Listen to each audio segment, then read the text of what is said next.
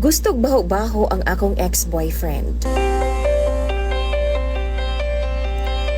Itago na lang ko sa pangalang Lorna. Goal kaayo ko karon ni DJ Sam, gibulagan ko sa akong uyab nga si Jimboy. 9 months na mi ni Jimboy, ug open na mi sa ana-ana. Ganahan kaayo si Jimboy mo kit-kit sa akong simod sa iling DJ Sam. Kanang wa gyud limpyo-limpyo. Kanang bao-bao pagbulad. Mura pag naiuna sa ginamos. Gani, gusto niya kanang naadyo'y amoy gidaw. Gusto niya, dili manghugas kay original nga baho gyud ang iyang gusto. Mura siya og janitor fish, DJ Sam.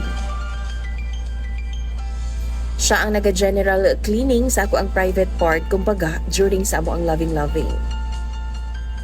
One time, 3 days nga naa siya sa business trip. Og sa pag-uli niya, timing nga bag-o kong ligo.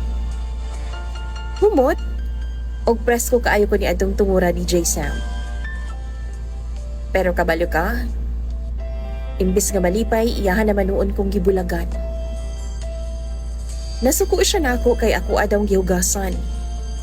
Na dapat daw, pasagdan ra nako nga manimaho kini kay maugi daw ang iyahang giganahan o giapas nako. Why baho? Wala daw siya gana sa kama, DJ Sam. Og tungod ni adto, gibiyaan ko niya og 1 week na wala na siya mibalik pa sa ako ang boarding house. Ni chat o di ba ka mag-call, wala gyud DJ Sam. Unsa man ang akong buhaton. In love kaayo ko sa iya ha. Tabangi daw ko be. Og hatagi ko ninyo sa inyong advice. Imong follower, Lorna.